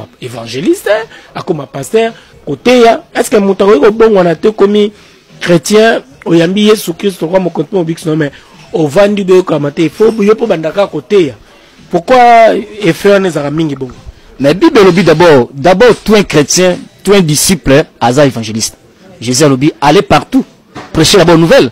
Mais c'est ça. Donc, tout un disciple, il est évangéliste. Il est évangéliste, frère Nouli. Donc, il est évangéliste. Même il est évangéliste. Ah, mais oui, donc, un disciple, un disciple de Jésus-Christ, lui aussi va enseigner, va amener d'autres disciples-là. Voilà les secrets. Il a dit que non, non, message à personne sur YouTube, tout ça, à prêcher, à faire l'évangélisation. C'est ça. Mais, oh, c'est quoi peut-être le ministère. Ministère, c'est quoi que c'est un colonne à Benga. Pour ministère, avec ne pas stade à Eboué, à mi pas comme ministère, ministère à Libandi. Et à Mukumba. Là, Mukumba, au Kogangote, écrasé, au Kuma Babilobela, au Kogusima fait étranger, et peut qu'on la pêche au Mukongo. Tout le monde a belé, bah, on l'a égalé, quoi, Azana Bangote, Azo Babilobela, quoi, la zate, à sa pêche au Mukongo. C'est ça. Merci beaucoup, chers téléspectateurs de l'émission Oyo. Vraiment, à cœur ouvert avec Noli Tamboule Sage. Mais, Nambi Bande comme Souba, le Kagi, Makambo Penza Mingi, Tozongil Makambo, ya témoignage Oyo, parce que Nambape Basser et Belé, a au monde, contradiction Zamingi. Au monde, on comme ça, Oya témoignage qui n'a ki Moutaboye, Nasimba Bakisi, Lobi Nangaye, Susu, Abongo, Akoso, Batinda Kingaye. Oh, ezaki volonté na ngai te. Oh, bandeko batinenga pona na témoigner na kosa. Est-ce que c'est Clarisse Lizarazu? Yo to yoko la makambo na te est-ce que babaki on a bongola na mutema te na mekai kaka mais na saki pona zongela susu bena lukabez mena salaboy. Est-ce que cette fois-ci vraiment parce qu'on a dit que cette fois-ci ou jamais parce que ça on m'a balité. Est-ce que c'est vrai makambo penza o lelo ko loba vraiment na bande ko balanda yo mokili momelando à travers congotopnews.com la risque les arrases. Yes azonga na kramba la mibale taleka une fois parce qu'andima ki amema mokumba yanga na yo poto to bima balongi mokili o biloko tout zo moneza biloko ko bunga lobi libala ekokota lola te nzala ekokota lola te lamba ekokota lola te loko ekokota lola eza bo moto na biso papa na yo to soko tanga na livre ya Ecclésiaste 9 à 8 Ecclésiaste 9 à 8. Oui, Nathalie dans Ecclésiaste 8, 9, la Bible dit ceci. Quand tout le temps tes vêtements soient blonds et que l'huile ne manque point sur ta tête. Amen. Hello, on a remarqué pour y na verset biblique. Félicitations. Amen. C'est la Saint-Esprit mutu e kambangai. Donc eloko ngana za nango très important na vie nanga za kutina zonga mokile za kake robe nanga pembe za la prêtre et l'huile ezanga na mutu nanga te. Parce que ce qui lui les engrais tout dans la robe dans la pembe et a propreté dans kota lola te tika na ebisa omoni Jésus. C'est la Saint-Esprit qui m'a inspiré ces paroles. Omoni Jésus tant bazwa ki babeti e bazu robe na ye balongolo yango babeti lango ba carte robe yesu katana kité. Mais nandenga musuni batera biso ke il y avait une petite garçon ayaki azu robe nzamba kimi nango. Non, c'était pas un petit garçon. Na miso molimo zaki ange o ayaki azu lamba yesu. Il fallait l'amba ezonga na royaume de cieux, ezala laver, ezala préparer, ezala sanctification. Alléluia. Pour les mêmes lamba wana yesu alata ki na kiti na bokonzi. Ezande moko elambo ezaka kati na biso. Ata ekomi salite. Alléluia. To sala nini, to lava ngo, to sanctifier ngo na makila yesu tongo sengi pardon. Yango ngai na zakata na sale loko zo pe sans nzambe loko mute Saint-Esprit comme ako déranger na ko la laté o sali mabe moi na nzambe nyo se faut Saint-Esprit déranger kayo soki na tongi obe na fingi papa il faut Saint-Esprit déranger nga ke na za mabe na senga pardon loko bato na koloba ke na ndenge ya ba mokili boya so se culpabiliser na loko mo boy et ça le passe pourquoi la sali pourquoi ça c'est le Saint-Esprit en fait voilà ce que so mon mama o sala no mabe oyo ka normal tu as pas de Dieu yona zonga no sko normal mo kilo na ko zonga ngote parce que mon kilo o eza ya bisoté je suis dans le monde mais je suis pas dans ce monde parce que na ya mu paya et tant que je suis prédestiné nzamba préparer que il fallait na ya na mo kilo oyo na leka na banzela mabe a utiliser libota na nga bato libanda basala nga mabe pona tombola kombo na ye na sima na nga batu babongwana parce que moi Dieu m'a donné un ministère de la vérité pour na côté à le vrai évangile parce que histoire na nga c'est un témoignage pour moi na ke nzambe o azanzamba bakufite azanzamba ba vivant azanzambe o azwaka mutu azana lo côté akomisie mutu na misu ya batu yango moniki na ko zonga na mokilité biloko tu nazo mona ko bunga na ngolobi ngana zaka na vie nazana poste à vie éternelle au monde so to sala mabezo kufa te yo mono nzeke nzambe azo kipote parce que moto ndezo mata ko zika no zo mata lelo yo bomi moto mati lobi bo moto mati yo moniki na banga alifio na linga lola makasi parce na ebi ke nouvelle Jérusalem ezelanga ndaku na ngana nukuto fondement et cité bazo construire kaka yebisa na zonga na nzela po ndaku nange buka na lisusu po ya ba ange batika kotonga ya na okende wapi. Merci beaucoup. Na ajouter le moko na bosongi mufenoli yango mo na église moto nzamba bengi il faut pas en don. C'est important parce que on a remarqué dans l'église si un homme de Dieu le conducteur azana ba donté il y a plein de sorcières ba oyemba ko yemba na bazaya nzambe te bazako ko envoûter peuple au monde bazo envoûter peuple tant que peuple mo pas sorcier parce que un homme de Dieu nzamba bengi ozana mafuta kat na ye ana parce que l'huile dans la tête c'est lui les ali nzamba pelika ba comprendre à comprendre ba ndoki ba okima tu vois parce que église lelo ne ba poto plein de sorciers ba tiki ba mandefu ba kabelo tout ça envoûté donc ba on ne penza ba sorcier ba bazoya bien ba mo ba jésus ba on ne peut ba sorcier ba vanda penza na koro ba longwa te ba maman mikambi tu vois c'est là yango mon sala nzambe faut na don pe ya imoni seli o mona rapeke non oh ya bientôt dénoncer ba okima mais si ba o mona sika ngote ba rovanda ba sali le kitana bango église ba sorcier église ma tongi gloire ezate église ko critiquer église ba jalousie ba toi pas moi maraté puis ba ekobo ba ekobiste ba koma ba ekobo wana ba toni pe wana a uti na église mais kepi ba ça n'importe quoi azongelo ba yembi ozomona national sel moko abi prophète na église na ngai à se sentir que a koyi na ekobo pasteur n'habite leki nango yembaka po za moyembi. Tu t'imagines ça? Donc pour dire quoi, bozo tia biloko boyango gloire ezate eza ikabodi et va na ba église ce que mutabie soka na lumière ba combattre pour grâce wana salate pour alongo batira kana ceinture wana oya ba aveugle pasteur tout ça makoma be on va passer ba kombe ba kobo pour na nini parce que ba source bato ba kama bango ba malamu te. Un homme de Dieu il faut en alikabo ya komona et muniseli église eza quantité. L'église c'est la qualité. Dieu a besoin de qualité. Les gens qui seront enlevés, les gens qui ignorent le ciel, bato bana langage alola, nzamana bato bongo, ana besoin de mukilité, to mona bango kaka na concert ya yana bazali, na isika bazali ba fête bango na ba bina kama makasi, yepe na église au bina, ba obenge ser. Abuka radance, no kongo bokongu masoni, ye wapi na église, ye kaka wana. Donc ba bongo mate, c'est le même personne. Yango yo zo wana bongo ma polola ezila yo. Voilà. Merci beaucoup. Mais non, Bible obi o ya 4 000 Bible bandati. To bana mo na kaso mutaza na kuita bi na osabo o kuti azana ngo na kati na ye ya mwa binisi. Motema za kati ya ngo Bible banda et c'est ça le problème. Merci beaucoup chers téléspectateurs. To comme vraiment na suka il y a émission Oyo to yamba kibongo la sœur Clarisse Lizarazu et le prophète Moïse. Donc voilà, to comme na suka mais na otiki la vraiment milieu micro.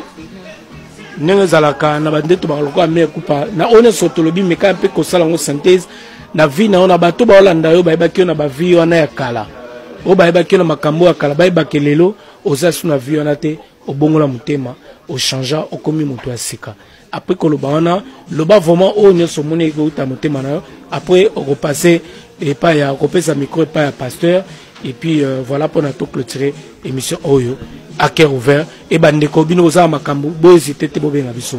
Sœur Clarisse. Shalom, Dieu vous bénisse dans le nom de Jésus-Christ. C'est Maman Clarisse, la servante de Dieu. Nalinga na lendi sabino na suka émission na biso bien aimé dans le Seigneur. Nazana prophète Moïse papa na ngaza pembe na ngai. Boyeba kinga ndenge nazalaki. Bozomo na ngapende nazokoba na Nzambe mingi balobaki ke na kozonga na mokili 3 ans ngo tozokoba na bino. Na bolingo Nzambe ndeko na ngai chroniqueuse bakamara na nga normal bisanga mokili eza pamba nyoso ekoleka mibali bakoleka serse ekoleka boîte ekoleka ngande ekoleka moyibe ekoleka kindoke ekoleka mais la seule chose ekoleka te eza kaka lola Yesu ayaki pona ngana yo Yesu andimaki kokufa po yo kota ozanga la vie éternelle Yesu andimaki kolata ekotina banjube batobole mopandi po yo ozwa vie éternelle eloko nini ekangi yo esika eza eloko nini oyo ezondurci motema na yo eloko nini ezoboyiso Yesu eloko nini epesi yo posa mokili makasi diable c'est le père de mensonges ayebi ke mikoloneza akotanga azana posa kende lifelo ye mokote azana posa ke na maximum na bana na Nzambe ndeko nanga lamuka ndeko nanga lamuka ndeko nanga lamuka ndeko nanga lamuka Yesu azana posa na yo Yesu asala lola pona biso lifelo pona satana ba demona ye ndeko na lingi ozanga lola te kotala le passé nanga te kotala ngai te tala oezolo bakati nanga l'esprit de Dieu qui est à moi oezolo bake masé abongola motema repens-toi avant ezala trop tard ndeko nangai tika ko vivre na ignorance yokuto lobi okendaka na église mais mabozo kokotika te yokuto lobi otiaka badime mais mabozo kokotika te ndeko na ngai Yesu aza na posa na yo. Le seul homme, il va nous juger, c'est Jésus-Christ Nazareth. C'est pour ça que la Bible nous dit, vous tous, vous passerez par moi, pas vous passerez par notre Père Céleste, c'est Dieu Tout-Puissant. Ce que les na Yesu tende ronanga, nzamba oyo kayote, na sengi bino pardon. Ce qui n'a blessé ou n'a le passé nanga, pardonnenga. Ce qui n'a lobé le romo que sala comme malam te pardonnenga. Mais ça n'a pas ça que y en a Yesu. Quand kanga mute monote ko douter tout le baké non nga na sambelaka. Tu pries pas assez. Yebisanga moi na nzamba se comporta que ta que moi na nzambe. Ba peki ce que fait. Mais il y a des choses, c'est interdit devant Dieu. Il y a des choses où est-ce que tu es prête? C'est pour ça dans le livre Apocalypse, Jésus dit à l'obéna Jean-Baptiste, c'est les seules choses que je te condamne. Tu as abandonné ton premier amour. Est-ce que tu es prête? Est-ce que ta robe est prête? Est-ce que ta robe est prête? Donne ta vie à Dieu avant qu'il soit trop tard. Arrête à la fanatique à frère ou bien à pasteur ou bien à chanteuse. C'est la fanatique à Yesu ou à Bengayo. Il faut acheter le temps car les jours sont mauvais. Yesu azana posa na ngana yo. Personne n'est parfait, il n'y a que Dieu qui est parfait. Mais tout ça, l'effort, tout comme à l'okolaye, pour tout zanga lola, te mikoleza kutanga. Yesu akoyeko ya lelo, Yesu akoyeko ya lobi, okozala wapi ma sœur, okozala wapi mon frère, même ba famille nanga bazo kanga, même ba ninga nanga, to liaka na bino, to melaka na bino, to sala ekoba ensemble, to bima ensemble, na ba ancien partenaire nanga, mais Yesu abenganga. Tant on a changement, oh Yesu sali kati nanga, pourquoi tu poses pas des questions? Pourquoi y a que pas Yesu, pourquoi ngate? Na kombo na Yesu loko zo kanga bino boya na Yesu te, na kombo na Yesu loko zo vanise sikezali, je le déracine dans le nom de Jésus, na déracine on a kombo na Yesu, mutu toko ta la vidéo, la lingo za la toucher par Saint-Esprit, on za la saisir par Saint-Esprit, Saint-Esprit l'obélo même à travers les songes, Saint-Esprit l'obélo même dans la vidéo, et toucher yo mutoko kako sambela te, et toucher mutoko kako poussa un soupe dans zambete, et toucher RTP le, pour pousser un pembe dans zambé, au simba faveur en zambé, au pousser un pembe dans zambé, parce que Dieu est merveilleux, nzamba zama la mon avis nabiso, tout est vanité de la vie, yo lingo la taba, o meba sac, autant ma voiture Alix, mais nyo so wane kotika na mokilo, et loko ekota lo les akaka molimo na o ezakati na yo, o ekota lo les nzoto, te parce que nzoto ekozonga na mabele, mais ti o eza importe za molimo na yo, yango na ligne epson de onanga, mikoleza akotanga.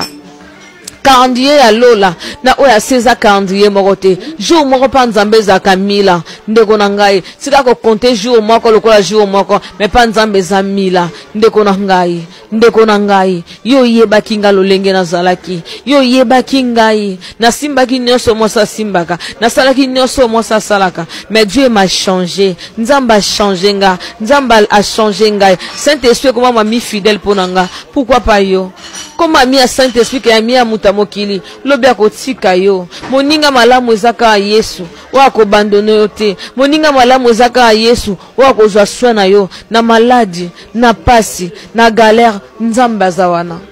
Dieu vous bénisse dans le nom de Jésus. Et maman Clarisse, la servante de Dieu, soyez bénis abondamment. Nazo passé bino papa prophète Moïse dans le nom de Jésus-Christ.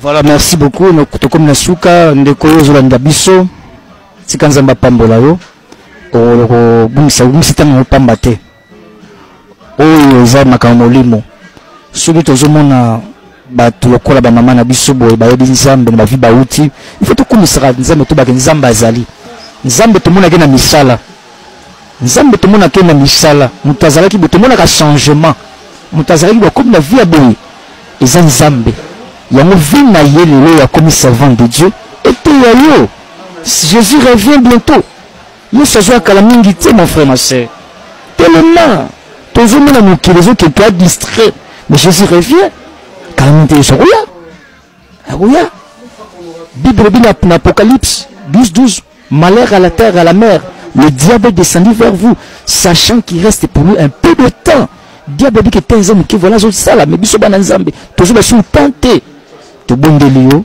kangama na Yesu wana zonga epa na Yesu ndeko na ngai maloba oyo ndenge ndeko lobi kozala fana pasteur te mezala fana na Yesu po ya bivi na malamu ayebi lobi na yo kangama na Yesu wana tozo sambela ete nzambe apesa bino susu makasi na émission ya sima bo édifier sur bino makasi mais to yebi ete tango tolekisi na présence ya nzambe nzambe akonsole motema ya bato ebele na obonda na moto motema ezokaki oaki desu na baproblème molimo na nzambe akonsole yo apesa yo kimia po kimia ezaka akola apesaka yango apesa yo kimia makasi yo oza na hôpital oza wapi zwa guérison na yo mika moko etumbisaki yo songolo kolo afungola yo baporte na kombo na Yesu wana tongisi kotosambela po totika bino.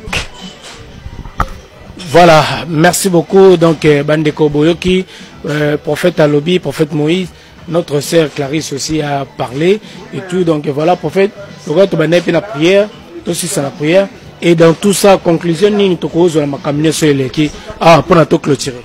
Non, conclusion, c'est tout simplement que tout bongo la mité manabiso, tu as besoin de repentance. Celui qui a yambié sur moti il faut tout le monde a bambuma ils ont repentance voilà bako bongo motema si vol ne capable repentance c'est celle où et bato baza se repentir chaque jour bangonde ba robe na bango comme pembe Moutazo se repentir, yende robe ne comme à blanc, pe où les rosans a été, yende a prêt pour l'enlèvement. C'est ça. Message, il faut que il y a message dans la Bible, c'est que repentez-vous. Message adventiste. Tout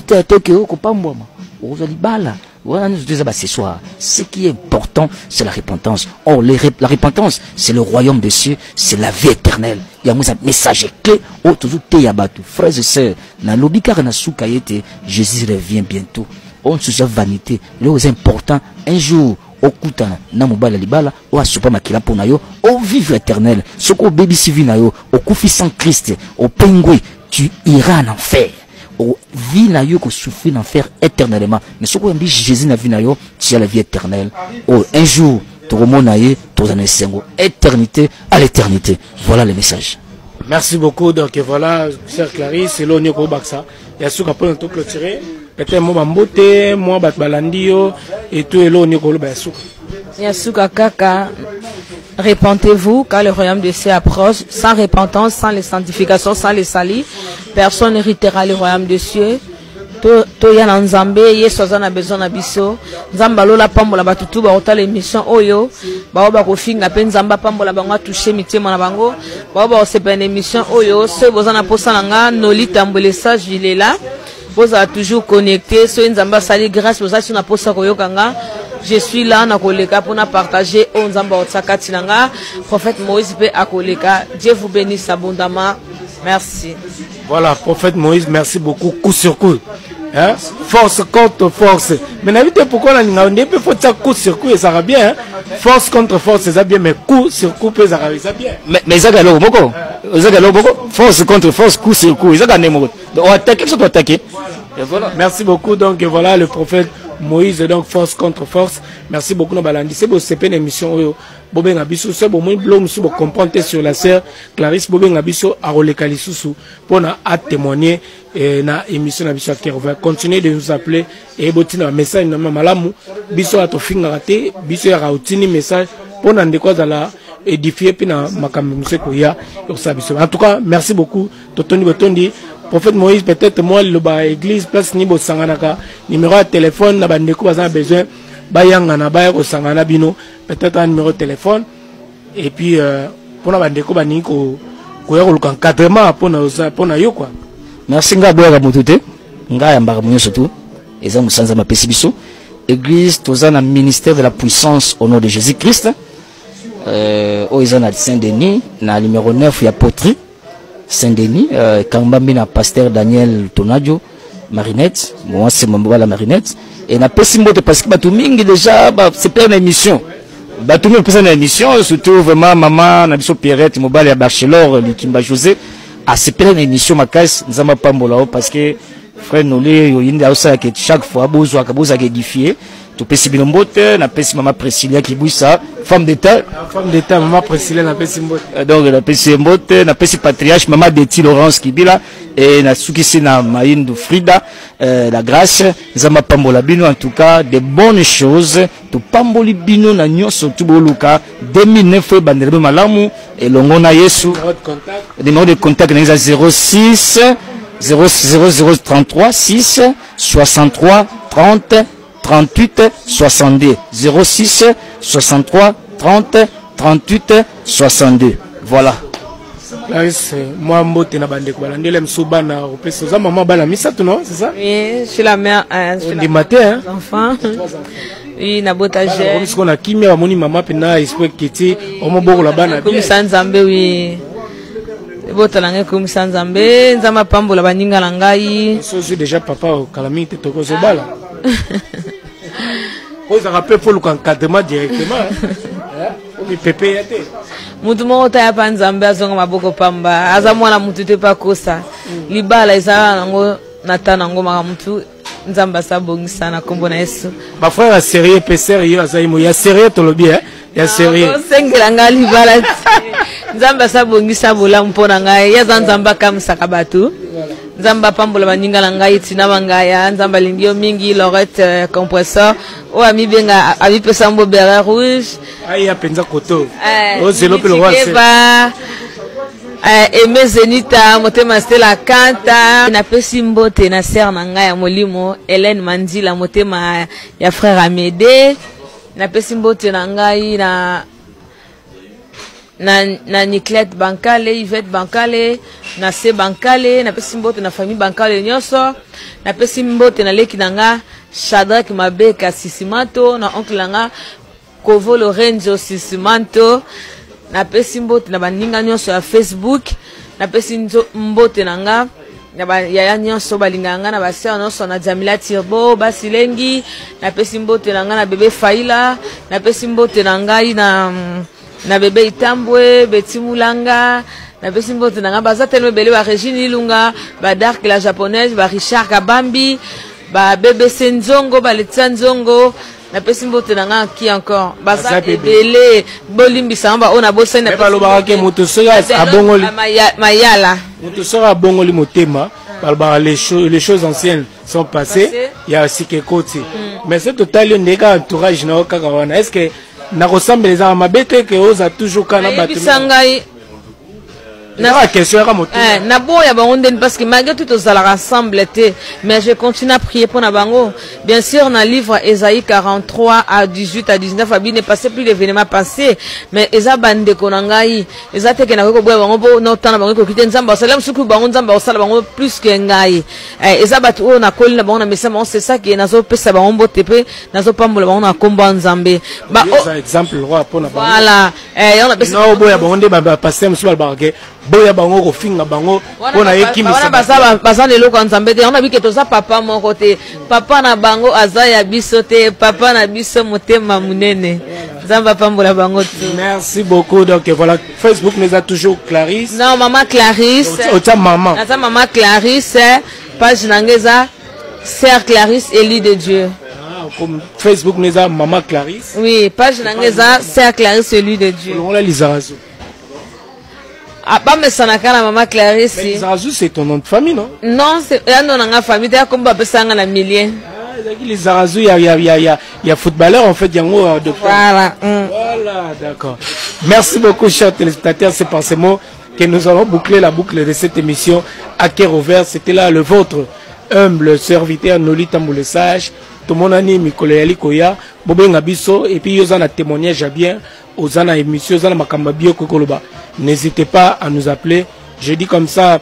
Mbote na famille nanga la famille Dimbala, mon oncle Riva Dimbala, donc voilà, na tante bébé Dimbala, na bino nyos bosi, libagol na biso et à bientôt donc voilà bino bosi libaku se boza besoin mission boza ndeko besoin sœur bobé ngabiso akozonga en tout cas pour la prière. La katiote tambalobi, les choses anciennes sont passées, eza ba camarade te, eza ba caractère, makamoza ko sala. Pratique. Mais les amis sont là, c'est la famille. Merci beaucoup, le prophète. Toi aussi, ça n'a prière. Pour la tobandagi na prière, toi aussi, ça peut na prière. Ça va, tobondeli. Zoga loboko tsana motema na sambe loka mosala na nzambe. Na tombo loboko na loka mosala na yo. Mutuso tati loboko na motema pesa ekimia. Parce que kimia ngonde zali pamboli makasi na vie na biso. Bible dit que votre cœur ne se trouble point, croyez en Dieu, croyez en moi. Nazon di manzambe na ngai.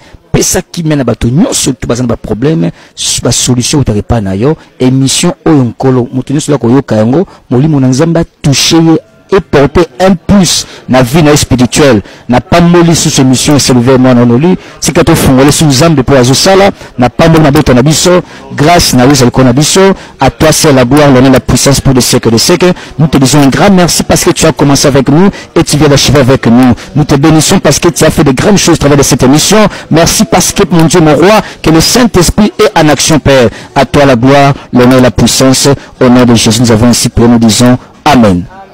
Merci, que Dieu vous bénisse. Merci beaucoup. Allez, à bientôt. Ciao. Ciao, ciao. Au cœur de Kinshasa, la capitale, découvrez SB la Principauté, hôtel et restaurant.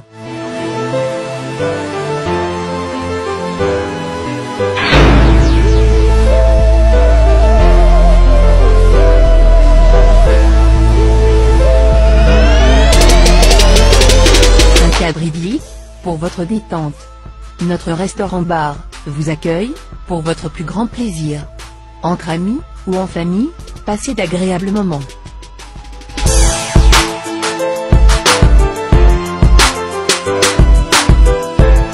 pour vos soirées grandioses, il y a notre salle de banquet VIP.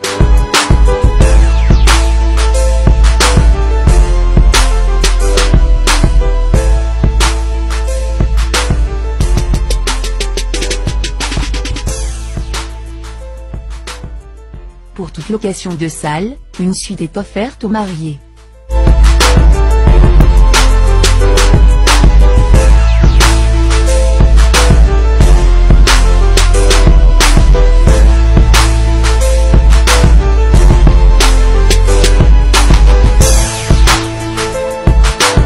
Découvrez nos suites et chambres VIP, ou simples, aménagées pour votre plus grand confort, pour des nuits inoubliables.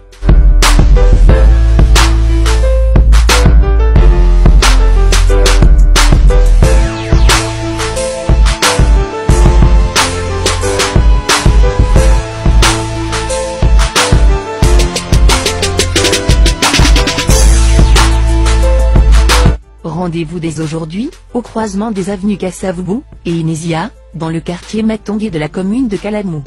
Contact, 243 81 513 20 60. Plus 243 99 99 14 310.